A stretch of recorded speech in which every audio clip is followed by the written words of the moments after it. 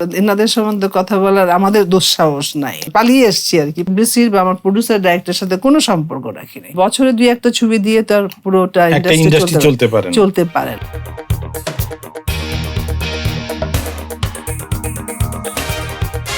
শুধু দর্শকবৃন্দ, rising BD স্পেশালের আপনাদেরকে স্বাগত জানাচ্ছি।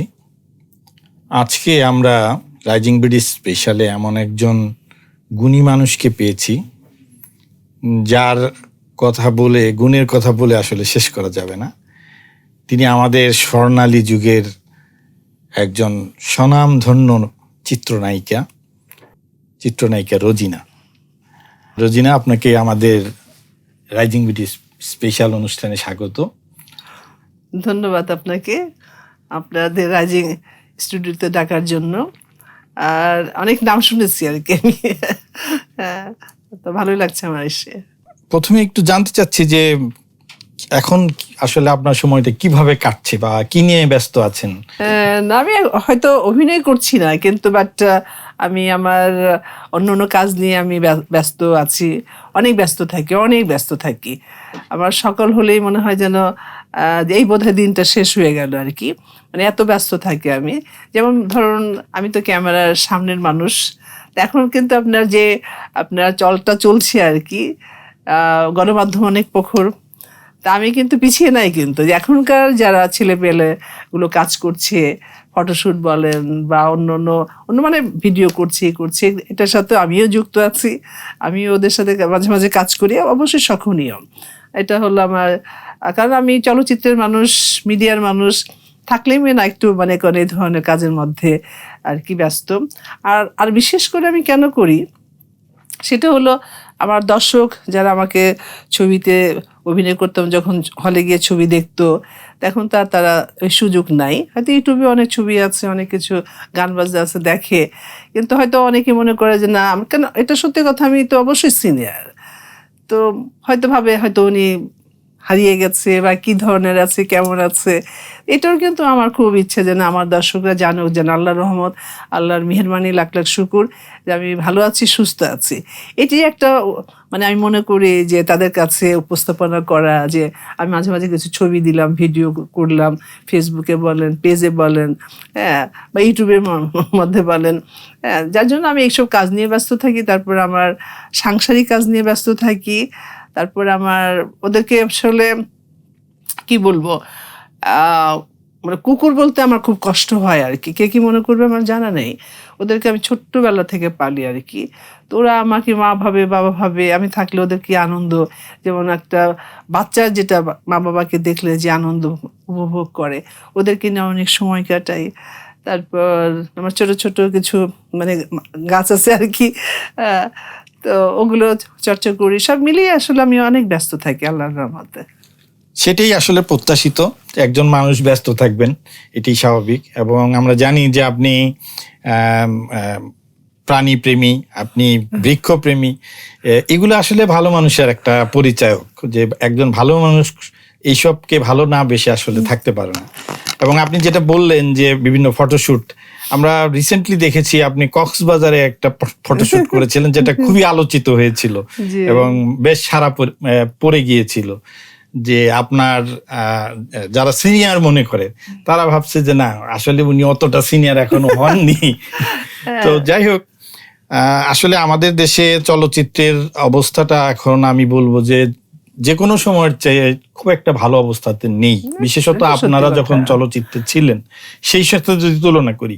কিন্তু আবার এটাও দেখি যে আমাদের পার্শ্ববর্তী দেশেই যদি আমরা দেখি, যে সিনিয়র আর্টিস্টদেরকে মাথায় রেখে চরিত্র সৃষ্টি করে তাদের দিয়ে কিন্তু ছবি করানো হয়, এবং সেই ছবিগুলো কিন্তু আবার মানে বাজারও পায়। তো সেই বিষয়ে আপনার মতটা একটু জানতে চাচ্ছি, আসলে আমাদের দেশে এরকমও হওয়া উচিত, কেন হচ্ছে না? আসলে আগের যে ডাইরেক্টর ছিল, প্রডিউসার ছিল, ওই ধরনের কিন্তু এখন আর ওই প্রডিউসার ডাইরেক্টর নাই। তারপর আগে যারা ছিলেন অনেকেই মনে করেন যে পৃথিবীতে নাই। 72 ঘন্টা ময়েশ্চার লক সমৃদ্ধ লিলি বডি ওয়াশ, শিয়া বাটারের গুডনেস স্কিন রিপেয়ার করে রাখে সফট ও গ্লোয়িং। তারপরে কিছু আছেন হয়তো বয়সও হয়ে গেছে, তারাই বিজনেস করেনও না। যারা আবার মানে পরবর্তীকালে যারা এসছে ডাইরেক্টর, প্রডিউসার, এদের আসলে ওই ধরনের চিন্তা ভাবনাই নেই যে আমাদের সিনিয়র শিল্পীদেরকে নিয়ে কিছু ভালো গল্প করলাম। ওই গল্প নিয়ে এখনকার যারা আপনার তরুণ তরুণী আছে, যেটা বলি হিরো হিরোইন, তাদেরকে নিয়েও কাজ করলাম। এটা ধরেন যে মানে যদি 10টা ছবি হয়, 1-2টা করলেও কিন্তু এই ধরনের গল্প করলেও কিন্তু যারা সেটাই। সিনিয়র আছে তাদেরকে নিয়ে করতে পারে আর কি। যেমন যেটা বললেন আপনি পার্শ্ববর্তী দেশের কথাই আর কি, যেমন অমিতাভ বচ্চন, রেখা, যে মাধুরী দীক্ষিত অনেক বছর বিয়ে করে মানে করেন ছিলেন, সংসার করছিলেন, আবার কিন্তু এসছে। ছবিতে চলে আসছে। আপনার ছবিতে আসলে বছরে 1-2টা অত তো দরকার হয় না, আগের মতো তো গোনা দরকার নেই আমি বছরে কয়টা ছবি রিলিজ হলো কি না হলো, তাই না? কিন্তু আমাদের দেশের আমার কাছে মনে হয় যে যারা কাজ করছে, ডাইরেক্টর বা প্রডিউসার, ওনাদের ওই চিন্তাধারা করেন না, যার জন্য আমার মনে হয় এটা হচ্ছে না আর কি। এই যে চলচ্চিত্রের আসলে বলবো যে একটু খরা যাচ্ছে, একটু মানে খুব একটা ভালো সময় যাচ্ছে না, তো এর পেছনে সিনেমা হল না থাকাটা কি আপনি মনে করেন যে একটা অন্যতম কারণ? সিনেমা হল আসলে আমি জানি না, এখন তো দেখেন পৃথিবীর সর্ব জায়গায় কিন্তু আপনি অনেক উন্নত, তাই না? যে আপনার সিনেমা হল, বড় বড় সিনেমা হল ভেঙে কিন্তু আপনার সিনেপ্লেক্স করা হয়েছে। ওই জায়গাটার মধ্যে আপনার বড় মার্কেট করছে, ফুড কোর্ট করছে, তাই নয় কি? আর একটা সিনেমা হল আমার কাছে মনে হয় যে, কারণ এখনকার বাস্তবতাতে যেটা দেখছি, আমিও দেশ বিদেশে ঘুরি, বছরে তো 2-4 মাস আমি বিদেশে থাকি, এদিক ওদিক ঘুরি, তো এই জন্য আমি যতটুকু দেখছি বুঝতে পারি আর কি, যে এত বড় একটা জায়গা নিয়ে আপনার সিনেমা হল, মানে আমার কাছে মনে হয় আগের জামানা বাদ দেন, আগে তো মানুষের মন মানসিকতা ওরকম ছিল, বা অতটা আগের এখন যে আপনার উন্নতি হয়েছে দেশ বিদেশে বা আমাদের দেশেও, ওই চিন্তাধারাটা কখনোই ভাবতে পারি না আর কি। তো ওইটা ভেঙে যদি আপনার সেই একটা 3-4টা করেন, মানে সিনেপ্লেক্স করেন, বড় মার্কেট থাকলো, আপনার ফুড কোর্ট থাকলো, তাতে কি হচ্ছে আপনার পরিবার নিয়ে আপনি যাচ্ছেন, আপনার খাওয়া দাওয়া করছেন, শপিংও করছেন, তার ফাঁকে ছবি দেখা হলো, তো এটা কিন্তু খারাপ না। যে সিনেমা হল নেই, হ্যাঁ সিনেমা হল নেই দেখে যে ছবি হচ্ছে না, চলছে না, তবে সিনেমা হচ্ছে না দেখেই কিন্তু সিনেমা হল বন্ধ হয়ে যাচ্ছে। কারণ যে হল এখনো কিন্তু বেশ ভালো হল আছে, আগের মতো নেই, কিন্তু আপনার ছবি যদি হলে না চলে, তাহলে যে একজন হলের মালিক তার কিন্তু অনেক খরচা আছে, এটা কি করে পোষাবে সে?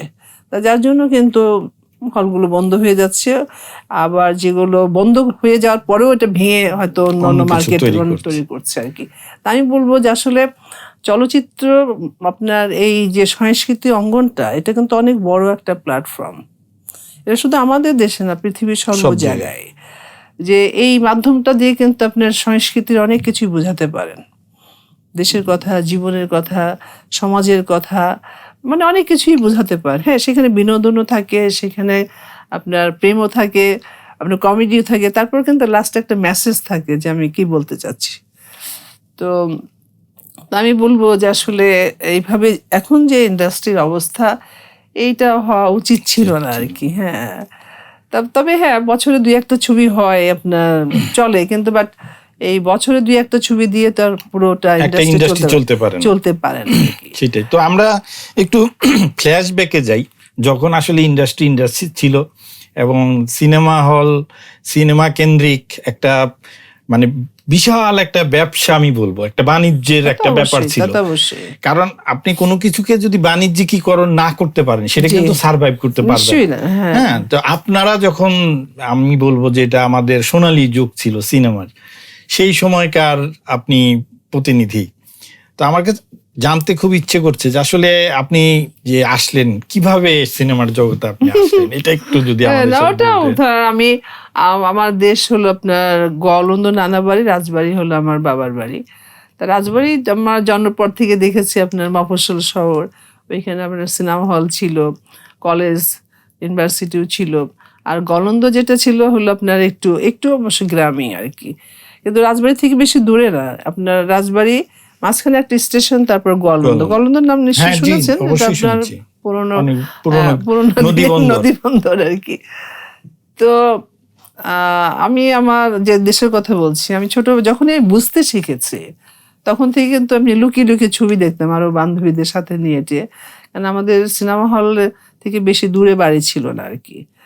আর তারপর আরেকটা যেটা বুঝতে পারতাম, আমাদের বাড়ির কাছে মসজিদ ছিল, তো মাগরিবের আজান যখন দিত তখনই বুঝতাম যে আজানের পরে সিনেমা শুরু হবে আর কি।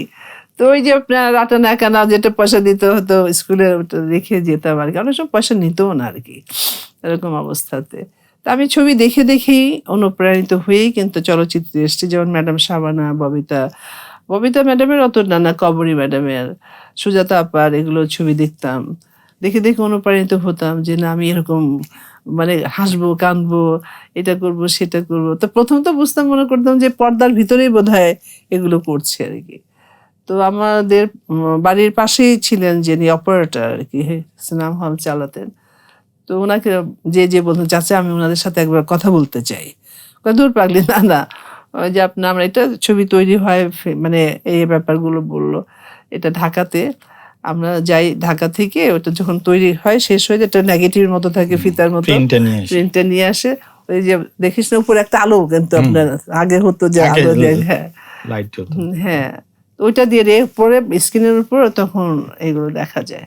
আচ্ছা, এই করে করে কিন্তু আমি আমার অনুপ্রেরণা জুগিয়েছি চলচ্চিত্রে আসার জন্য। তারপর আমি ছোটবেলায় ঢাকাতে এসেছি অনেকবার আমার মা বাবার সাথে। আজিমপুর, আমার বাবা আজিমপুর ওনাদের বাড়ি এখনো আছে, তো ওনাদের সাথে ভদ্রলোক ছিলেন, আমার বাবা বিজনেস করতেন আর কি, ভালো বন্ধু ছিল তার আমার বাবার। তো এই সুবাদে কিন্তু তাদের বাড়িতে আসা যাওয়া ছিল, ওনারা আমাদের দেশে যেতেন। তো ওই ওনাদেরই ছিল আলিজান ভাই, তার কথা না বললেই নয়।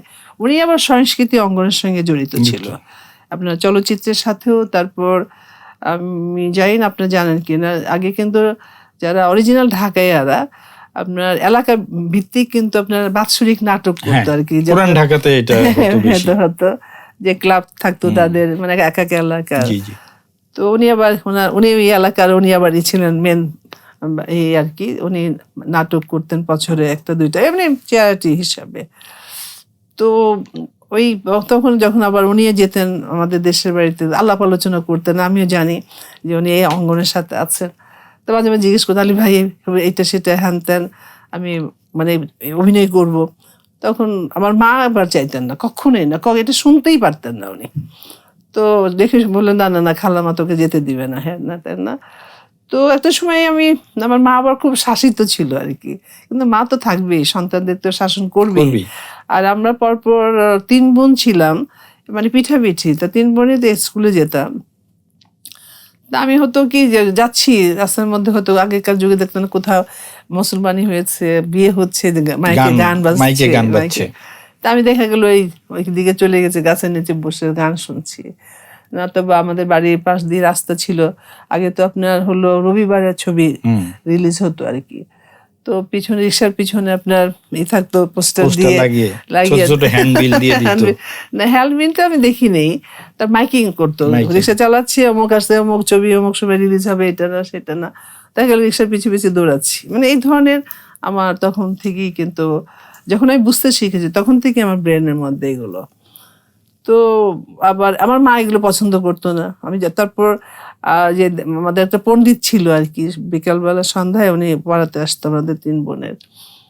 তো স্কুলের পড়াতাম, স্কুলে যাইনি, ওইগুলো ঘুরে টুরে চলে এসছি।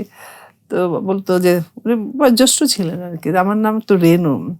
তো বলতো রেনু তো আজকে কি পড়া দেখাও, তারপর বোনরা দেখাতো, আমি তো যাইনি স্কুলে, তো ওটা দেখাতে পারতাম না। আমার মাকে ডাকতো আর কি, মানে কারণ আমার মানে যেটা হয় মফস্বলের বাড়ি, এটা মেন ঘর, এক মাঝখানে উঠান, তারপর আপনার রান্নাঘর। আমার মা রান্নাঘরে কাজ করছে, বাট কলপার এটা রেনুর মা তোমার মেয়ে আজকে স্কুলে যায়, উনি বুঝতো আর কি, জানতো আগে এরকম হতো। তো স্কুলে পড়া দেয়নি, ও স্কুলে যায়নি।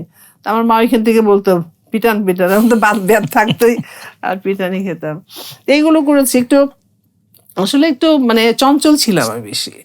আবার বান্ধবীরা ছিল কিছু, তো ওদের সাথে দেখা গেল বর্ষার দিনে মানে করেন একদম যে লেক ঠিক না আপনার ক্যানেলের মতো থাকে না, একটু ব্রিজ থাকে, খাল, দেখা গেল পাশে হয়তো গাছ আছে এরকম বেঁকে আছে, ওটার উপর লাফ দিচ্ছি, পানিতে পড়ছি, মানে এরকম করেছি আর কি। এই পরিক্রমায় মানে আপনি যে রেনু থেকে রোজিনা হয়ে গেলেন, এই ট্রান্সফরমেশনটা কিভাবে হলো আর কি? না, রেনু থেকে রোজিনা যখন আমি চলচ্চিত্রে তো আমি চলে আসলাম, আমার পালিয়ে এসছি আর কি, পালিয়ে মানে ওই চাচার সাথে চলে আসছি, বলে আসিনি।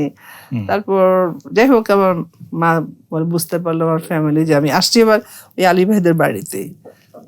তো যে ওইখান থেকে আমার যাত্রা শুরু হলো আর এই চলচ্চিত্রে এসে। মিন্টু আমার নাম ছবি একটি কথা ছিল হিরোইন, তো যখন আমি নতুন এসছি আর কি, তখন আপনার মহিউদ্দিন স্যার হয়তো আপনারা জানবেন না, আমাদের চলচ্চিত্রে তখন একটা শিক্ষকই বলতো আর কি, যারা তখনকার ডাইরেক্টর অ্যাসিস্ট্যান্ট ছিলেন, তো উনি আমার এই নামটা যোগ বিয়োগ করে দিয়েছিল।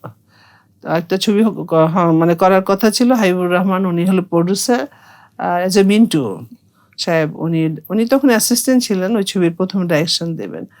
তো ওইখানে ওই গল্পের নামে যে হিরোইন থাকে তার নাম রাখা হলো রোজিনা। তো ওইখান থেকেই শুরু হলো আমার আর কি নামটা। ফিল্মে এসে আমার রোজিনা নামটি হলো, কিন্তু ওই ছবিটা আমার করা হয়নি, কিন্তু তারপর রোজিনা নামটি আমার ওখানে আসলো। তো কিন্তু তাহলে কোন ছবি দিয়ে আপনি আত্মপ্রকাশ করলেন?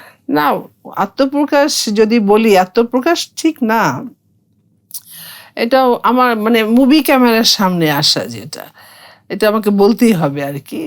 হয়তো তখন চিরার কথা একটি শর্ট দিয়েছিলাম, তখন আপনার সেকেন্ড ক্যাপিটাল, যেটা বঙ্গভবন সেকেন্ড ক্যাপিটালই, তো এটা তখন কিন্তু আপনার এই হয় নাই, মানে ওপেন হয় নাই, আর অনেক খেজুর গাছ ছিল তখন, আর এত তো লোকজন, গাড়ি ঘোড়া ছিল না। তা আমি তখন আজিমপুরে থাকতাম আলী ভাইদের বাসায়, আর ওনার অনেক ভাগ্নি টাগ্নি ছিল, আমরা বেড়াতে আসতাম। একদিন এসে দেখি কি আপনার ওই সংসদ ভবনের মধ্যে ভিতরে খোলা তো জায়গা, আপনার শুটিং হচ্ছে, তখন তো বুঝতাম না যে শুটিং কিনা, তো অনেক লোকজন, তো গেছি দেখতে। তো ওই ছবির হিরোইন ছিলেন হলো সুচরিতা ম্যাডাম, আর আপনার হিরো ছিল হলো ওয়াসিম সাহেব। আর তখন ওনারা ছিলেন না, কিন্তু আপনার একটা ক্যাবারে ডান্স হচ্ছে, এখন যেটা বলে আইটেম সং, সর্বরী ম্যাডাম ডান্স করছে। তারপর আমাদের ভিলেন ছিলেন দারাশিকো, ভিলেন ছিলেন দারা ভাই, আর অনেক আর কি। তো তখন তো এগুলো আমার জানার কথাই না। তা আমরা দেখি অনেক লোকজন গেলাম, দেখি আপনার শুটিং হচ্ছে, শুটিং শব্দটা তো জানি না আর কি, হচ্ছে কাজ। পরে একটা লোক এসে বললো, এই মেয়ে আসো তো। তখন আলী ভাই ছিল, তার ভাগ্নি টাগ্নি সবাই তো গেছে, একটু হকচকিয়ে গেলাম, বলে না না ওকে দিয়ে একটা শর্ট দিব। তো শর্টও কি তাও তো জানি না। তো বললো যে একটা এইরকম ধরেন একটা ট্রেনের মধ্যে, মানে ট্রেনের মধ্যে দুইটা বোতল, একটা বোতল একটা গ্লাস, যাকে যে বলতো হার্ড ড্রিঙ্ক, ওইটা কোকা কোলা দিয়ে বানাতো আর কি। যে ওইটা আমরা বলবো অ্যাকশন, ওই হেঁটে যেয়ে ওই টেবিলে রাখবে, তারপর বলবো কাট, শেষ। তো আলী ভাই বললো, বা ওনার ভাগ্নি যা তোর তো খুব শখ। তো আমি মেকআপ রুমে নিয়ে গেল, নিয়ে কার জন্য একটা ড্রেস পরিয়ে দিল, একটু পাপটাপ লাগিয়ে দিল, প্যান্টটা দিল খুব ঢিলা ছিল, একটু বেঁধে টেঁধে দিল, তখন তো অনেক শুকনো ছিলাম অনেক আগে। তারপর আবার একটা রিহার্সেল করালো। তো আমি গিয়ে আপনার স্টার্ট হলো ক্যামেরা, তো এখানে গেলাম, রাখলাম, কিছুক্ষণ হলো আপনার ডান্সের এটা, পরে কাট, ফিনিশ।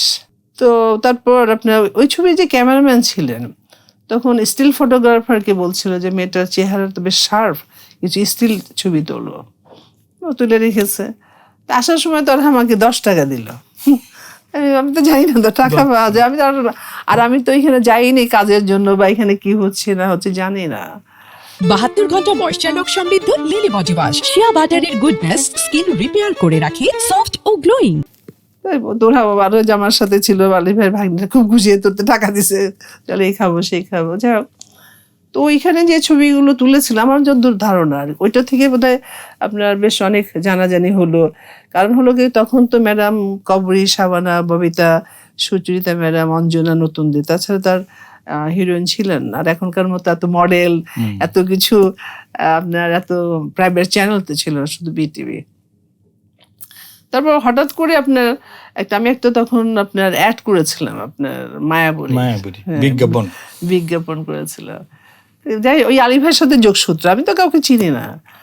তো এই বিজ্ঞাপনের সূত্রে আসলে সম্ভবত আমরা আপনাকে প্রথম পর্দায় দেখি। হ্যাঁ, পর্দায়, এবং পরবর্তীতে ছায়াছবি হিসাবে মানে কোন ছায়াছবিটা রিলিজ হলো আমার রাজমহল, যেটাতে আমি একেবারে একক হিরোইন কাজ করেছি। রাজমহল আপনার রিলিজের পরে আর আমার আল্লাহর রহমত আর পিছনে তাকাতে হয় নাই। হ্যাঁ, তো ছবিটি বোধহয় রিলিজ হয়েছিল যতদূর আমার ধারণা, মানে মানে আপনার 78-এ জানুয়ারি ফেব্রুয়ারি বা মার্চে এরকমই হবে মনে হয়। এরকমই হবে। তারপর থেকে আল্লাহর রহমতে আর তো পিছনে তারপরে তো প্রায় 3 শতাধিক বাংলাদেশি বাংলা ছবির গল্প। তার বিদেশেও অনেক ছবি আপনি করেছে। বিদেশেও করেছেন, আমরা সেটা জানি। তো বাংলা ছবিতেই একটু আগে বাংলাদেশি বাংলা ছবির কথাটা একটু আপনার কাছ থেকে শুনিনি। যে আমরা আপনাকে দেখেছি যে আপনি যে সময়টাতে বললেন, আপনি নিজেই বলেছেন যে খুব মানে অত সহজ কিন্তু তখন ছিল না, কারণ অনেক বড় বড় হিরোইনরা তখন ছিল ওইখানে। তার মাঝখানে কিন্তু আপনি অনন্য ছিলেন।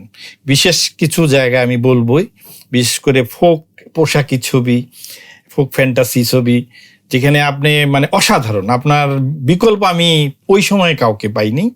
আমি মোটামুটি ওই সময়কার দর্শক বলতে পারেন, কাছাকাছি সময় বা পরবর্তীতে দেখেছি আপনার ছবি। তো আপনার মানে কতটা স্বাচ্ছন্দ্য বোধ হতো, বা আপনি কি ফিল করতেন যে এই ধরনের যে ছবিগুলো হতো তখন? আমি তো আমার যতদূর মনে পড়ে আর কি, মানে আমার মানে মনে পড়ার মতো, আমি বোধহয় আমার মনে পড়ার মতো আমি ছবি দেখেছি 7 ভাই চাম্পা। জি। তখন থেকে বোধহয় আমি মেমোরাইজ করতে পেরেছি যে এটা। তার আগে কি দেখেছি আমার তো মনে নাই। ওই যে 7টা কুকুর হলো, এই হলো, তারপর বান্ধবীরা সবাই মিলে আপনার স্কুলের পরে এই গপ্প করছি, এই হয়েছে। কেন 4-5 জনের মধ্যে হয়তো 3 জন গেছি আর 2 জন যায় নাই, তোরা তো শুনতে হবে তোমরা কি ছবি দেখে আসলা। তো ওই আমি আবার একটু আপনার গ্রামীণ ছবি বা ফোক ছবি, ফোক গানগুলো, আমি আবার খুব গান শুনতাম, যেটা বলেছি আপনাকে যে গান মাইকে গান হলেই মানে ওইখানে চলে যেতাম। তা আমি এগুলোর প্রতি খুব আসক্ত ছিলাম আর কি। আর আমাদের বাড়িতে তখন আপনার এই কলের গান ছিল। আমার বাবা আবার বেশ ভালো গান পছন্দ করতো আর কি, কলের যে রেকর্ড ছিল ওগুলো বাজাতেন মাঝে মাঝে। যাই হোক, সবকিছু মিলিয়ে আর কি আমি, কারণ হলো একটু ফোক গান আমার ভালো লাগতো, মানে যে মানে যেটার মধ্যে মেলোডিয়াস আছে, কথা সুন্দর, আমি খুব স্বাচ্ছন্দ্য বোধ করতাম। যেমন ধরেন 7 ভাই চাম্পা রিমেক করেছি, কুচবন কর্ণা রিমেক করেছি, রূপবান রিমেক করেছি, তার অরুণ কিরকির করেছি, আলুমতি প্রেম কুমার করেছি, আরো কি অনেক অনেক অনেক আপনার মানে আপনি অনেকগুলো আমাদের যে পুরনো ফোক ধারার ছায়াছবি ছিল সেগুলো আপনি রিমেক করেছেন, ম্যাক্সিমাম করেছেন। কিন্তু একই সাথে আমরা কিন্তু আপনাকে আবার সামাজিক যে আমরা বলি যে সামাজিক ছায়াছবি, সেখানেও কিন্তু আমরা সমান দাপটে আপনাকে দেখেছি। যেমন সাহেব একটা ছবির নাম আমার মনে পড়ছে, তারপরে সিকান্দার একটা ছবির নাম আমার মনে পড়ছে। এইসব ছবি তো কিন্তু আপনি সাবলীল ভাবে অভিনয় করে গেছেন এবং দর্শক হৃদয়ে এখনো এটা আছে। আপনার আমি কসাই ছবিতে ন্যাশনাল অ্যাওয়ার্ড পেয়েছিলাম আমি। তারপর সুখের সংসার, নারায়ণ ঘোষ, মিতা তনি তো সব আপনার সোশ্যাল ছবি করতেন, বিনি সুতার মালা। তারপর আপনার লাল বেনারসি, আমি নিজের ব্যানার থেকে তো করেছি দুনলা, জীবনধারা, রাধাকৃষ্ণ, আর তারপর দিন লর্ডস অফ আমি আপনার সোশ্যাল ছবি করেছি। তারপর সুরুজ মিয়া, মানে আমি যেমন আপনার ফোক ফ্যান্টাসি আপনার করেছি, আপনার কস্টিউম ছবি করেছি, তেমনি করে কিন্তু বাংলা আপনার কি বলে আধুনিক যেটা, গ্রামীণ যেটা, ওই ধরনের চরিত্র করেছি, অনেক অনেক ধরনের। শহুরে ছবিও করেছেন, গ্রামীণ ছবিও করেছেন, এবং পোশাকি ছবিও করেছেন, পোশাকি এবং প্রত্যেকটা জায়গায় আপনি ছিলেন একেবারে সাবলীল। তো আপনার এই যে পথক যাত্রায় মানে অনেক পরিচালক, অনেক নায়কের সাথে কাজ করেছেন, এককভাবে কোন নায়কের সাথে আপনার মানে বেশি ছবি? এককভাবে অনেক, মানে যেমন আপনার ওয়াসিম ভাই বেশি আর কি, বেশি আমার মনে হয় না। এটা গত বছর 2 বছর আগে তো আপনার আমাদের ওয়াসিম ভাই মারা গেলেন। তখন বোধহয় আমাদের যারা জার্নালিস্ট ওনারা বোধহয় একটা করেছিলেন যে উনি কতগুলো ছবি করেছেন, তার মধ্যে তো বেশি বোধহয় আমারই উঠেছিল, বোধহয় 100-র কাছাকাছি বা একটু কম বেশি মনে হয় এরকম আর কি। তবে আমি বেশি ছবি করেছি ওনার সাথে। তারপরে তো আপনার ফারুক ভাই সবার সাথেই করেছেন, ফারুক সাহেবের সাথে করেছেন, আর তারপরে আপনার জাফর ইকবাল, উজ্জ্বল ভাই। তবে আপনার তারপরে আপনার যেমন ইসের কি বলে ফারুক ভাইয়ের সাথে, আলমগীর ভাইয়ের সাথে, পারভেজ ভাই, সোহেল রানের সাথে, আর তারপর উজ্জ্বল ভাইয়ের সাথে, তো ওদের সাথে কম কম আর কি। রাজ্জাক ভাইয়ের সাথে, রাজ্জাক ভাই নিজের পরিচালনা করেছি, ওনার পরিচালনার ছবিতে করেছি অভিযান, হাত ধরে নিয়ে চলো পথ চিনি না, আপনার ওই যে পাথরবাহী একটা বার্জের ঘটনা ছিল। হ্যাঁ, আমরা ওই বার্জে ছিলাম, আমি ফতুল্লা থেকে উঠেছিলাম আর সিলেটে গেছিলাম। যে নদীর যে কত বাহার, নদীর যে কত মানে করেন পার আমরা দেখেছি। 1 মাস ছিলাম আমরা সেই বাস, যেটা আমি ফতুল্লা থেকে উঠে একদম সিলেটের কাছাকাছি গেছি, আবার আসছি আর কি। তো মানে বিভিন্ন ধরনের ছবিতে কাজ করেছি আমি আর কি। হ্যাঁ, আপনি বিভিন্ন ধরনের ছবিতে, আমি সেটাই বললাম যে ফোক ফ্যান্টাসি, পোশাকি, গ্রামীণ, নাগরিক সকল চরিত্রেই আপনি মানে এক্সিলেন্ট ছিলেন এবং তার স্বীকৃতি স্বরূপ আপনি জাতীয় পুরস্কারও পেয়েছেন। কিন্তু একটা ছবির কথা আমি বলবো, সেটা হচ্ছে রাক্ষসী। হ্যাঁ, রাক্ষসী, জি জি জি। এইটা সম্পর্কে আমি আপনার কথা একটু শুনতে চাই। রাক্ষসী এটা হলো আপনার কাজী নজরুল ইসলামের গল্প। এটা আমি যখন অনেক ব্যস্ত ছিলাম, কাজ করতাম, তখন আমি কিন্তু কোনো উপন্যাস পড়তাম আমি খুব। হ্যাঁ, যখন গাড়ি দিয়ে মনে করেন মানিকগঞ্জ গেলাম, ঝিটকা গেলাম বা বিভিন্ন জায়গায় যেতাম, তখন গাড়িতে বসে বসে অনেক বই পড়তাম। আমার কিন্তু আপনার উপন্যাসের যে রবীন্দ্রনাথ, শরৎচন্দ্র, কাজী নজরুল বা অন্য লেখকের যে কিছু কিছু চরিত্র আছে মেয়েদের বা গল্প আছে, আমার খুব ভাবাতো যদি সে ধরনের চরিত্র করতে পারতাম, এই ধরনের রোলটা করতে পারতাম।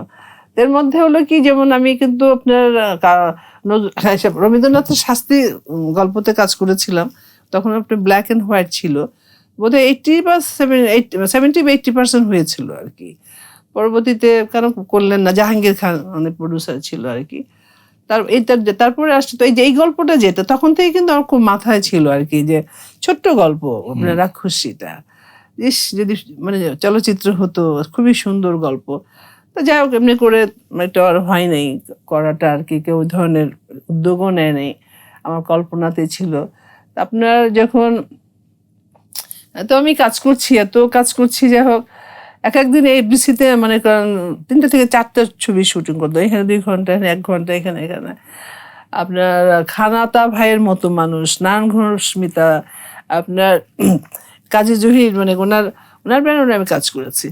তো দেখা গেল কিছু ডাবিং ছুটে গেছে, আপনার অন্য জায়গায় শুটিং করছি, টেপ রেকর্ডার নিয়ে আসতে, এইটু করে দাও তো এরকম। তো এইভাবে করতে করতে এতটা টায়ার্ড হয়ে গেছিলাম আমি, মনে হলো যে না, আমি পরে মনে করলাম যে না, আপাতত একটু রেস্ট নিতে হবে, বিশ্রাম নিতে হবে। কারণ এতগুলো কথা কেন বলছি, যে পরবর্তী যে রাক্ষসীর ব্যাপারটা আর কি। তো পরবর্তীতে কি করলাম, 91 বা 2-তে আমি ডিক্লেয়ার দিলাম যে আপাতত আমি আর নতুন কোনো ছবিতে কাজ করব না, যেগুলো পুরনো আছে এগুলো শেষ করব। তখন তো আমার প্রডিউসার, ডাইরেক্টররা মাথায় বাড়ি, কারণ শাবানা থাকা মানেই হলের মালিকরা আগে পয়সা দিয়ে দিবে, রোজিনা থাকা মানে আগে, এরকম অবস্থা আর কি। তা আমি বলছি না, আমি শেষ করি, তারপর ভেবে দেখবো। যাই করতে করতে আমার 93-4 লেগে গেল, পরে একদম ক্লোজ করে দিলাম, দিয়ে লন্ডনে চলে গেলাম। ওইখান থেকে মাঝে মাঝে আসতাম, কলকাতার ছবি করতাম, কিন্তু আমার ঢাকার এফডিসির বা আমার প্রডিউসার ডাইরেক্টরের সাথে কোনো সম্পর্ক রাখিনি। পরে করতে করতে যাই হোক,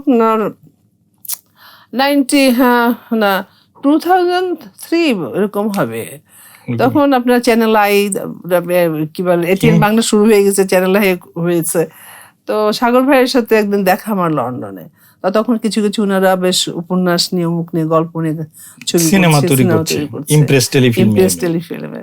তখন ওনাকে বললাম, সাগর ভাইয়ের সাথে অনেক আগে থেকে আমার পরিচয় ছিল, যখন বিটিভিতে উনি করতেন, শাহেক সিরাজ যখন মাটিও মানুষ করতেন এগুলো। তো বললাম যে এরকম আপনি তো বেশ সুন্দর কাজ করছেন, দেখছি বা শুনছি। এখন ছবি তখন যে ময়ূরে আসলো, মানে একটু অন্য ধরনের ছবি সব হলো আর কি। তা আমি কি চাই যে কিছু ভালো গল্প নিয়ে কাজ করার জন্য, আসেন।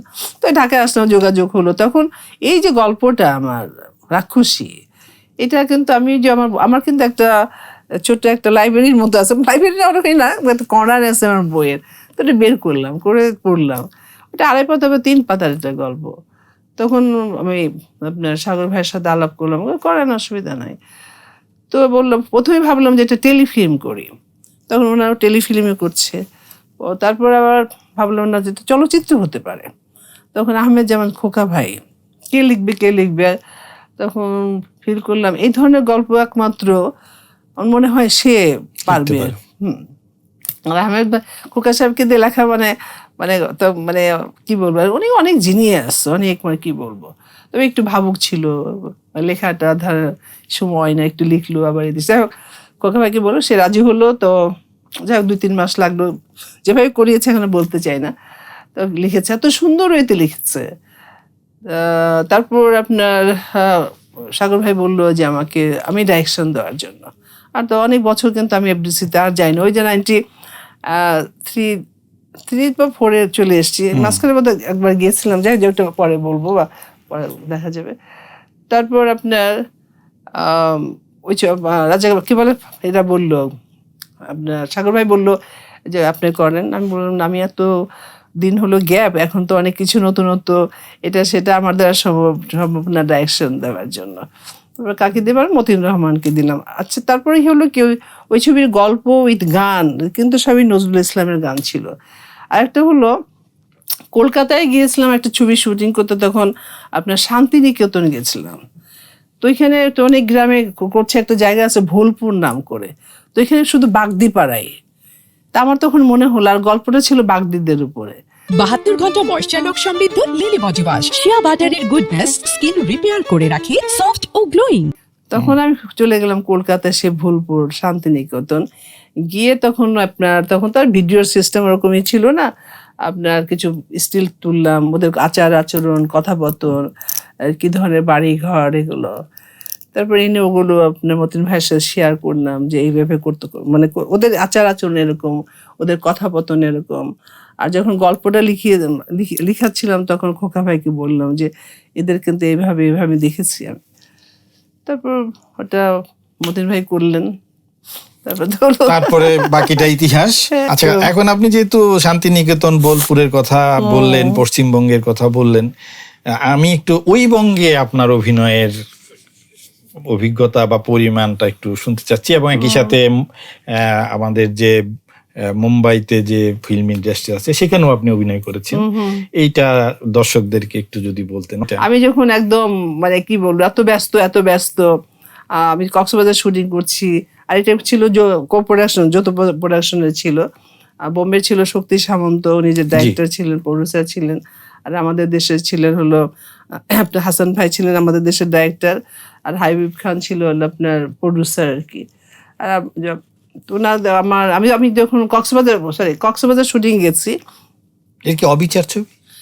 এটা 3টা নামে ভুক্ত ছিল, আপনার হিন্দিতে ছিল আর বাংলাতে ছিল। অন্যায় অবিচার ছিল হিন্দিতে, অবিচার ছিল আমাদের বাংলাদেশে, অন্যায় অবিচার ছিল কলকাতায়। যে মিঠুন চক্রবর্তীর সাথে, হ্যাঁ মিঠুন চক্রবর্তী ছিল তো অবশ্যই।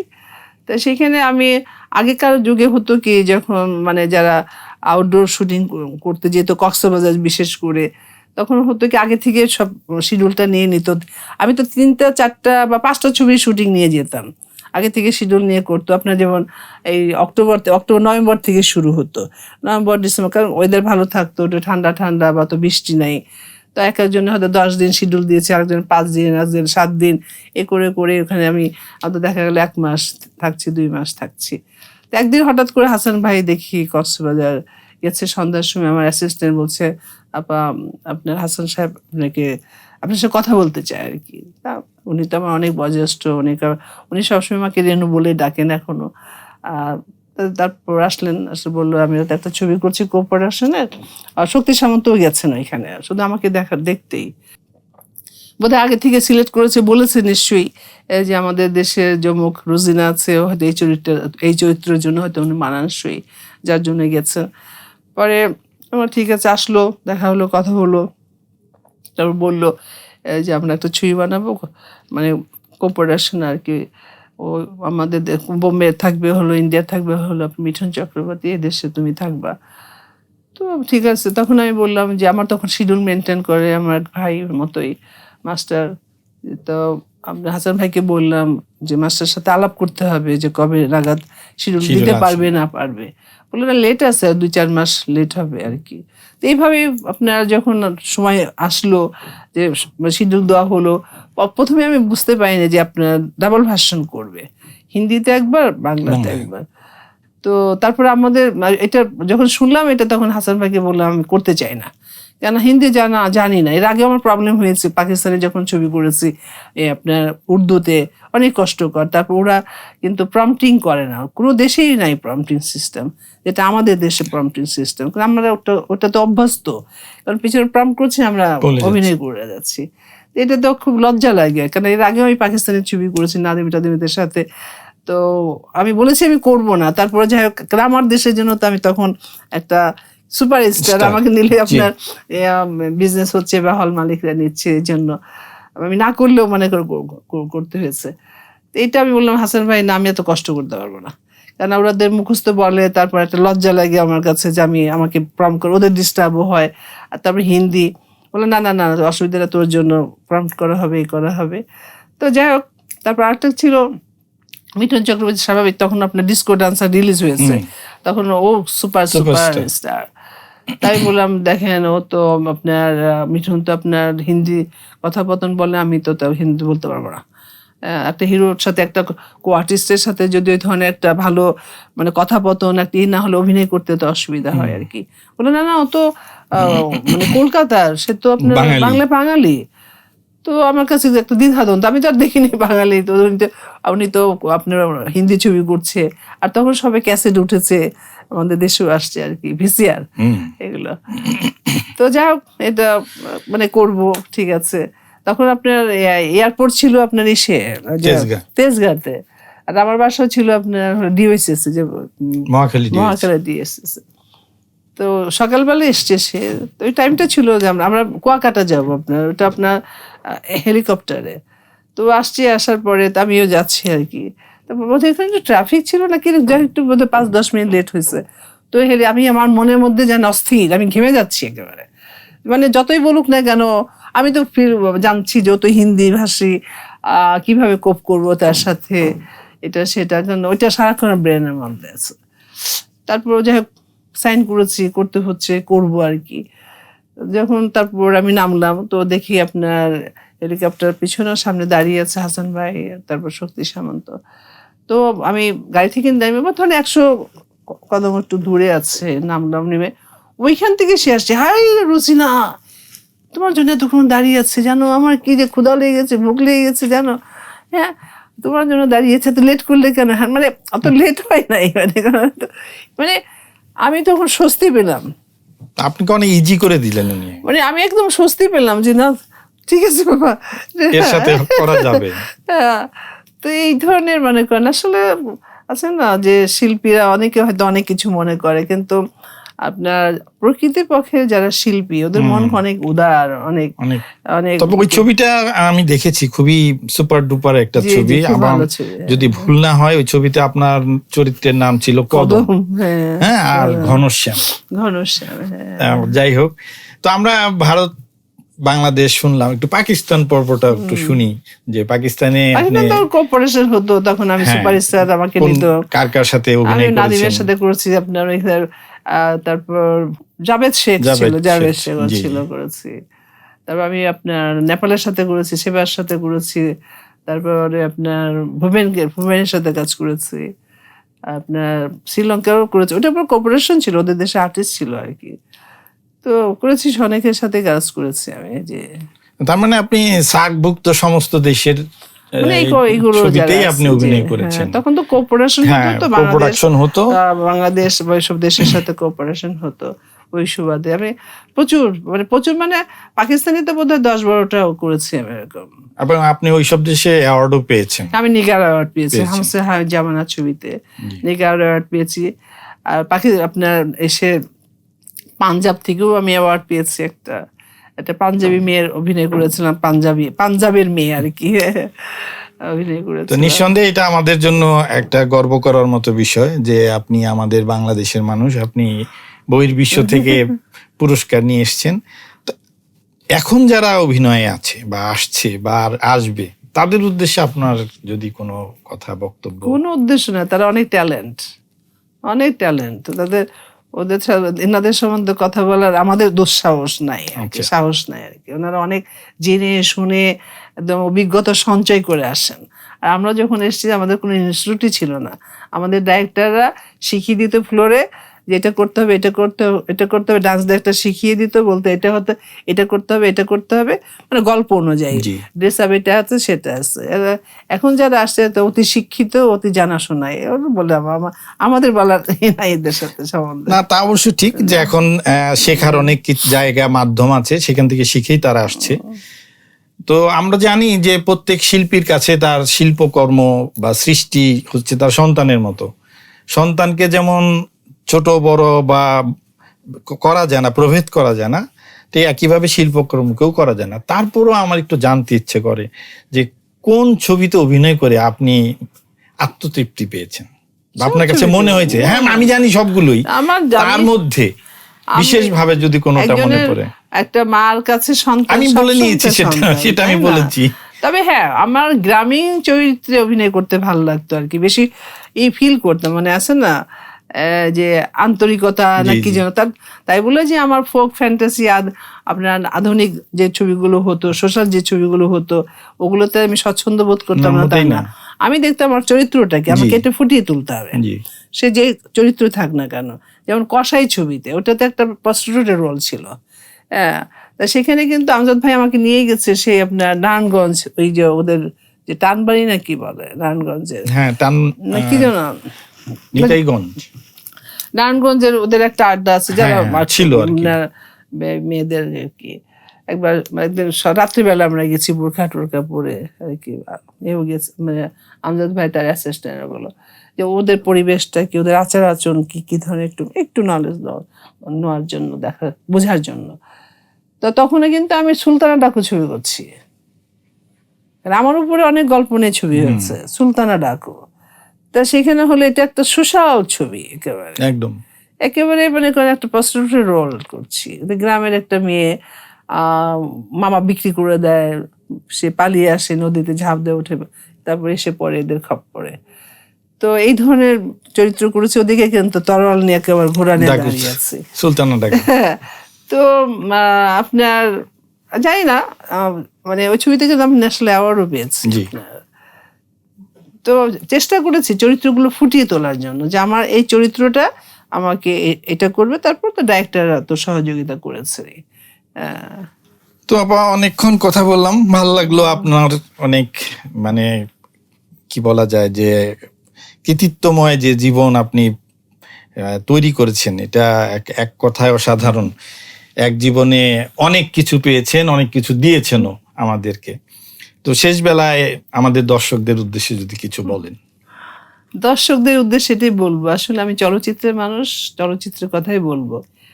যে ছবি হোক না কেন, মানে হলে রিলিজ হলে হলে গিয়ে ছবিগুলো দেখবেন। আপনারা যদি হলে গিয়ে ছবিগুলো দেখেন, তাহলে আমাদের বর্তমানে যে ডাইরেক্টর প্রডিউসার আছে ওরা উৎসাহিত হবে, আরো বেশি বেশি করে ছবি বানাবে।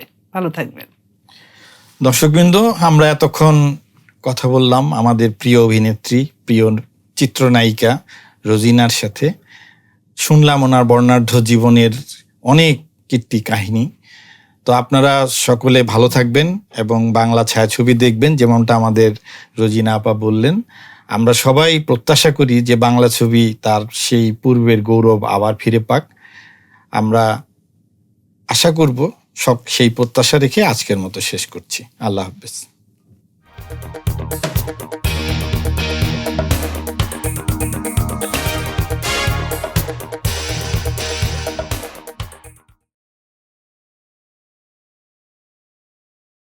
বাহাত্তর ঘন্টা ময়েশ্চার লক সমৃদ্ধ লিলি বডি ওয়াশ। শিয়া বাটারের গুডনেস স্কিন রিপেয়ার করে রাখে সফট ও গ্লোয়িং।